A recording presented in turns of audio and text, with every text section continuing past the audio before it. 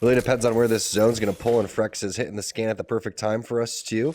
If we could pull up the map, that's going to give us a lot of information on where they're going to have to go. Lava Fissure all the way down towards Lost Site and Tree. So we know Sorting Factory again is going to be where you have Pony Gang, and now MNK going to have to do a very similar rotation. And I wouldn't be surprised if they switch up what they're doing and if Season does the same exact thing that they did last time, because it's such an important rotation here for this squad. Now, Madara without an armor, hopefully he is in the game and moving around. Okay, he is. And he also finds a gold energy extended. So that's going to be big. And as soon as he finds some armor, I guarantee they're going to get out of here.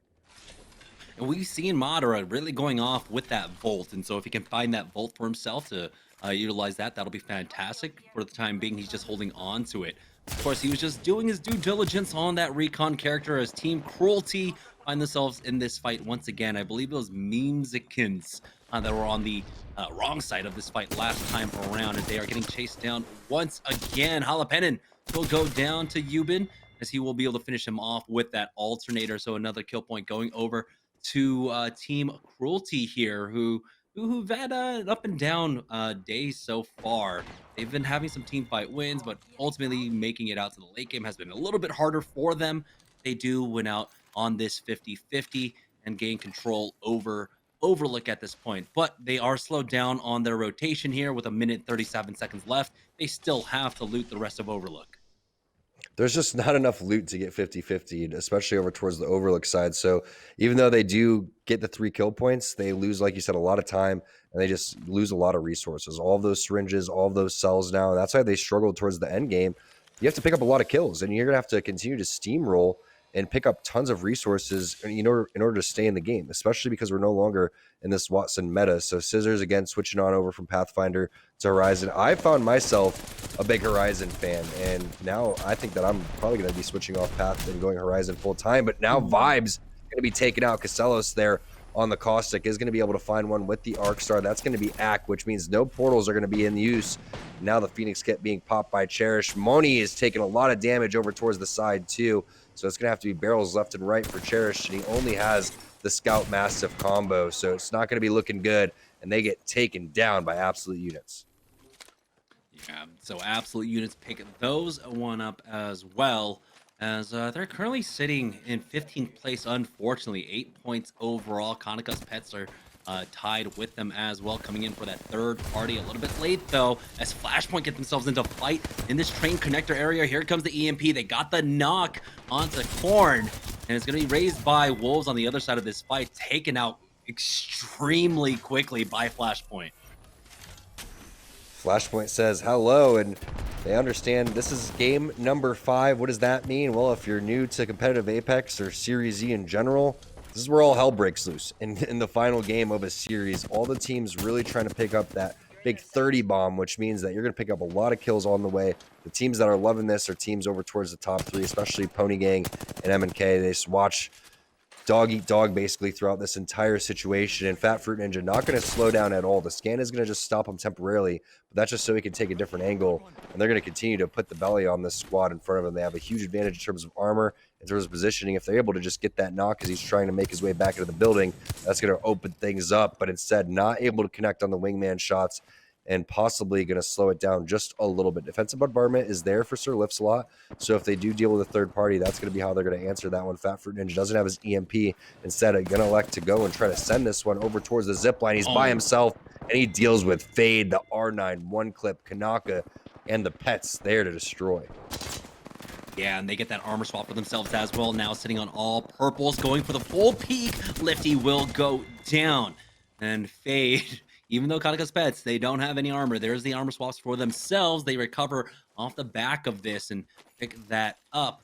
Still, though, Kaneka's Pets, we saw them do extremely well last week, but this week around, they've been a little bit more silent. Don't know exactly what happened to them. MST as well, getting themselves in a fight over here at Sorting Factory, dropping down to the low ground as the scan does come out on top of them. The pings do go down to start rotating out of this, but there's another team that's playing inside that tunnel, that vault tunnel, and so they do see them. They get tagged up as well, and oh boy, they're just full committing on to this geyser now for that rotate. Somehow Metro survives and makes it to the high ground here. Will Six be able to do it as well? It looks like he and his squad somehow narrowly make it into the safety of the ring. They're being sent on, though. Kodagami could come through here with the big Nox gas grenade. Stinks there, and he's a little late, so they slow it down, which means that they're going to be able to heal. Metro's going to be full shields. Also, 6 answered with some great defensive barrels of his own to block both of those doors. So unless you have a thermite, you're not going to be able to get in there for Kodagami immediately. Greek God's going to be able to open the door. A little bit bait and switch here over towards the side. Possible third party in the area as Team Cruelty's in the vicinity, and multiples in the area. That's going to be a team coming out of Sorting Factory and taking over Senpai's bubble. Scissors gets a lot of damage done onto him, and Racket Nishu is there with the wingman. Yubin, the last guy alive. Looks like Team Cruelty going to be going out without any points there, only 1 placement point. And now TS trying to reset. Keep in mind, 2 teams still over towards their east-hand side, as Flashpoint now getting another team fight over here from the rotation out of Thermal. And this is what you expect in these final games. Panda's already with 3 kills, 350 damage, looking for more. Yeah, round 1. The ring isn't even finished closing. We're down to 13 squads, 38 players remaining here as Flashpoint slow it down just to go for the reset. Kupski does get tagged with that gold armor, but he just needs to pop the 1 cell, and he's right back into things as Rambo does go for the peek from the high ground, drops down. He tries to re-maneuver himself to join up with his team. Kupski gets hit up once again. Again, though, he has that gold armor. He will elect to use the bat instead, but wow. Rambo with the flat line. Just beelines right on top of him, and we'll go ahead and cover the body here as Kupski sets up the cross angle as well. This team has been triangulated right behind this rock, but Rambo is caught in that reload animation. But it looks like they should have the numbers advantage, the health advantage. Kupski goes down. Oh boy, the full set coming out from Goodfella. They do get the knock onto Kupski. They try to commit onto that thirst, but they do survive for the time being. MST facing off against Team Superior currently as Prodigy Aces gets the knock onto Metro the Goats. Flashpoint surviving throughout all of this as well. Now 6 is going to have to use his Caustic ult to try to zone since Metro's down. Tempest over there healing too. Great 55 there with the Mastiff, but he's out of barrels. Now 1 more barrel there. No batteries either, so that's a pretty big deal. But look at the amount of gas in the vicinity. That's going to allow the res to happen. Tempest going to go and hit that one. Hopefully Metro is going to have his bubble immediately, and that's the power of being inside on Caustic. If you hold off long enough, the third parties from the outside, the charge rifles, the scouts, the triple takes start to connect. The other team is going to bail. Fury is going to get a knock onto Joey Blackout. We'll see if he's going to be able to get the finish. Keep in mind, every point right now for these top couple of teams is really going to start to matter as we start to boil it down here to these final squads. But 12 squads remaining, and a lot of them still going to add pressure because they have a big game that they need to make up. Now, Pony Gang, we see where they're at. They are in a perfect spot here for all this action that's been happening. And again, the charge rifle in Fury's hand is exactly the combination that you want for these mid to long range fights. Yeah, importantly, of course, because right now they are in the lead. They want to play for the late game. They want to force teams away from their position, so they're using long range to keep everyone at bay, controlling a very strong portion of Sorting Factory over here. Because they do have to dip back inside to heal up, basically here on the ultimate high ground. 12 squads remaining, 33 players left. M and K were in their sights. Triple blue armors for them. But they can buy their time here over at Tree for the time being. We'll see where the zone continues to pull. Bowser going to get a knock right there onto Bronzy. PBS, our team in 3rd place, fresh off their win in the previous game, looking to continue and try to be the second team with back-to-back wins right here. It's up to Pow with the Digi threat on the Volt. Rips that player apart. That's going to be Pride, Mercy, and Bronzy. Flying Platypus now out in 11th place. Is 6 going to get the finish on a Kodagami. So multiple fights happening, 2 different fights on the map, and we see where that zone is pulling. You start to see why people are going over towards that Tree side, favoring that area. Tree, one of the more unforgiving circles too. If you're not in Tree, you're basically getting gate capped that entire time. But there are a lot of teams that are able to make it into the buildings, and they all peek outside the windows and make it very difficult to make a rotation. But this is big. TS now starting to make their play. And I believe inside, that is going to be our #1 team. So we'll find out if they're going to be able to add pressure and take out the Pony Gang. But the Pony Gang now realizing that they're going to have to dip out. This is huge for the lobby. Yeah, the Black Hole has been used as well, but it looks like Pony Gang using all of their utility to try and slow things down. might be able to buy enough time to recover. Fury makes it inside just in time as well, but he is slow healing. That is not a good sign for them as they're trying to push in. They do get the crack, but now two missing here as Team Superior are trying to knock them out. It's all up to Madara with only a sliver of HP left in this 1v2. He has the armor swap for himself, but he's taking so much damage now, and it's so difficult to play throughout all of this caustic gas as well. Madara covering both doors, but Prodigy Aces goes in for the peak, takes them out. And Key are licking their lips right now, noting that Ponygang are out. They only had a 6-point advantage, and so now they just have to outlast the rest of this lobby to take the win. And no doubt that could have been a very big thirst there coming in for Madara. We'll see if that point ends up making a huge difference, but he was almost able to pull off that 3-versus-1. If he did, I would have absolutely lost it. That's unfortunate for Ponygang. That's the fight that they needed to win to separate themselves from MNK and give them a chance to get into Series E. Now we can see if PBS takes advantage of that, if MNK takes advantage of that. Joey Blackout's going to be brought back into this game, but this lobby just got busted wide open. Ponygang, unfortunately, after winning the first 2 games, now has to sit in the spectator mode and just pray MNK doesn't win this game. Yeah, Rakanishu hits that res for his squad as Prodigy Aces tries to back away. And he does hit some decent wingman shots. Ooh, decent wingman shots. Some great wingman shots there, forcing them completely back. Impressive plays right there to get Joey Blackout back into this one. We'll find out if Rakanishu is going to be able to dodge, dip, and dive throughout all this as Boxa T finds one with the 30-30 repeater onto Casellas across the map. And Joey Blackout desperately wants to get back to where that fight was so he can get a little bit of this loot that was part of the fight. But it looks like throughout all of that, they're going to have to back off. Konicka's Pet's also another team that's backing off. Boxa T going to get the knock on to Fade. We already know. You can see Casellas is down. Nice portal. Good Arc Star as well. And some cover fire coming through with the flat line. Responded with a good thermite. That means that he's going to have to back off around and that the caustic Fade can't charge directly in throughout all of that. The scan's going to come through. Multiple players are going to be coming around the corner. The pings are going to be hit. Konicka with a nice grenade into the wall. Doesn't hit as fast as he was hoping for, and Breakfast Club just sends it. Now Breakfast Club owning the north side of the map. As you can see, pushed out from that position over on the train tracks. They had a lot of barrels set up there. They still have a long ways to go. Now MNK making their move, though. Brex has been tagged. They have to try and back away. Buy some time for him to heal up, along with Zeniles, who needs to heal up health as well. It looks like they will be safe for now. The ring pulling hard on over to Tree here, as they've been playing this position basically really early on. Were able to make their way in from, I believe, Lava Fissure, and so they had the position early as currently MNK. They are the team poised to try and win out here in Series E. Breakfast Club, oh boy, getting a huge knock onto Prodigy Aces.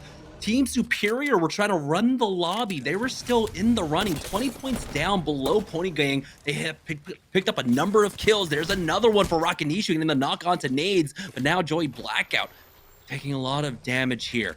Still, he has the cover. He has the headshot angle. Rakanishu on the high ground, getting a good spray down with that Volt. He's got the wingman out as well. He has to be careful. Zone is closing in, and he does get knocked. And oh boy, both teams just griefing each other at this point as Joey Blackout has to call it here to try and survive for as long as possible. Did they get enough kills before this, though? We still know that MNK are up as a full 3 to clutch this one up. As you can see, triple purples on MNK. They have positioning inside the zone as well. We're down to 6 squads, and it's only Team Superior who are damaged left as the solo. Yep, one rat here. That's going to be, I believe, Joey Blackout through all of that, and he gets spotted from MNK. And you can see there's already a team waiting to gatekeep, so that's going to be even more placement points going on over to MNK. And while that fight's happening, this is their push over towards the side. They're not able to get the kill right there onto Joey, but instead the pressure is going to be added over towards Amcho and his squad. You can see the shots not connecting enough for Zenile. And if they're not careful from behind, they could get collapsed on. So I would love to see Zenile maybe even make a portal play if they decide they want to get this aggressive throughout all of that, because one small mishap, and this is going to be Ponygang's victory. They have to continue to milk these placement points. Getting into the top 3 with a couple of kills may be enough. Remember, they were down by 6 points right now. If they go out in 5th, that's going to be 4 placement points. We don't know exactly how many kill points they have, if they have any. If we can swap through the rest of the squad, none on Clarified, none whatsoever. We have to check in with Frex, I believe, just before this, but it seems like they still need to survive into the top three at the very least. I forget how many, if Pony Gang were able to pick up that many kill points as well, but yeah, their work is still cut out for them. They have to survive throughout all of this, and here MNK have an excellent position. The ring pulling over in their favor. They have this part of the building to work with as well. And so they can utilize this to try to survive longer and longer. They have a squad on the other side of this building here, and they need to make sure that this is a squad that they gatekeep here. This is the biggest threat to them. Yeah, and mathematically, I feel like a third plus a couple of kills is going to be enough because third place is going to be 7 kill points. Jamerson was mentioning that they needed 6 to make up. There was also a couple of kills that went on over towards the Pony Gang because we knew that they got in that fight a little bit earlier and they were at least able to pick up 1. So MNK cannot afford to make any mistakes here. And this is what it all comes down to. 10 seconds into this, it's this zone closes. MNK in the next minute could stamp their ticket into Series E. Yeah, and this could be the squad. Getting this squad wide, getting the extra placement points in fourth might just be enough for them. But if they survive this, it would be massive. Clarify.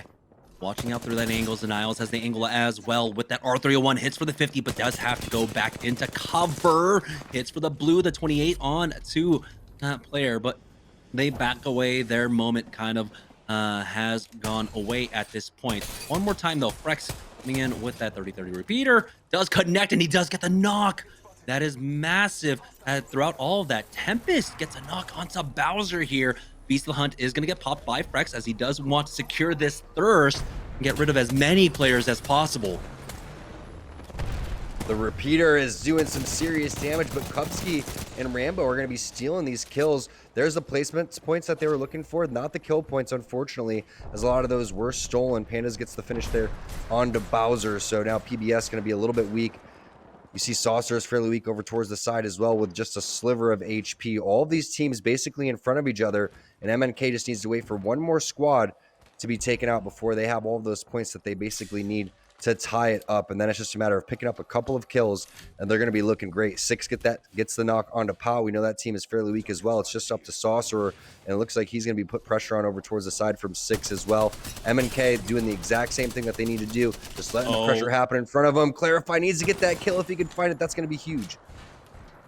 Oh, he is getting so thirsty for these kills right now. They have secured themselves 5 placement points at the very least. If they hit third, of course, that's going to be 7 for them. That'll be massive. Frex will be able to secure that thirst onto Pau, but they still haven't gotten the knocks yet. They haven't been able to secure the kill points to feel absolutely safe throughout all of this. 6 still alive here on the high ground, but MNK are in a great position. They still have position over the ring right now. They could play off this cover as well. We're down to the top 3 squads, and here we go. They have secured. They might have just done it and secured this for themselves, as Zaniles will go ahead and pop his way forward to pick up some extra loot for his squad now, as we have MNK. We have full 3v3v3 in this last game. MNK needs to at least secure a kill or at least top 2 to not have an anxiety attack while the admins count all of these scores. But with full squads and them being 2 very talented teams, it's not going to be as easy as free as they were hoping for. No Beast of the Hunt either. And they may end up having to play this roof. We'll see if Frex allows himself to play inside, and then these 2 teams fight, and then they maybe make their way out of this top-hand door. That looks like that's going to be the play. Frex with a perfectly timed scan throughout all of that, and also some nice nades over towards the blue trailer. Looks like he's going to add some more pressure over towards the side. But these 2 teams have not fought quite yet, and this could come down to the final ring closing. 7 placement points, but if they can get second, that'll be nice. 9 placement points and basically secure their spot in Series E. They cannot make a single mistake here. A lot on the line, not just the $1,000 split between first and second place, but securing $750 per player for the next 3 months. That makes it the road to pro so much easier for players like Clarify, for players like Zaniles, who are still looking for a home with an organization now. Zaniles does back away. Kupski gets the knock. It's the trade between MST and Flashpoint, and MNK smell blood on in the water. They don't just want to get the the win here overall. They want to finish it off strong. MNK want to take the ultimate victory, throwing in the Nox gas grenade right on top of them, hitting for Flesh as well, hitting for the red Evo as they are setting up the crossfire now. Panders gets the thirst onto 6, but Clarify's the only one out here. As again, there's so much damage, but no Nox quite yet out from Mouse and Key, as they do have it set up. Clarify with that Spitfire gets the knock onto Tempest, and they're getting closer to securing at least second place for themselves. Flashpoint still biding their time throughout all of this as well, Tom. They need to try to get that finish. If they can get the finish on a Tempest, that's the kill point that they need to definitely secure enough points. But instead, they are playing it safe. They are going for the all-out W here. And it looks like they should have this one, as both of these teams are down multiple players. Looks like actually Flashpoint is full. Freck's going to send it around the corner. He's going to get knocked by Rambo. Clarify's there to respond, though. Great shots over from the side. Zaniles now having to pop his Q, and oh my gosh, Jamerson, they end up going out in third. We may have a tie.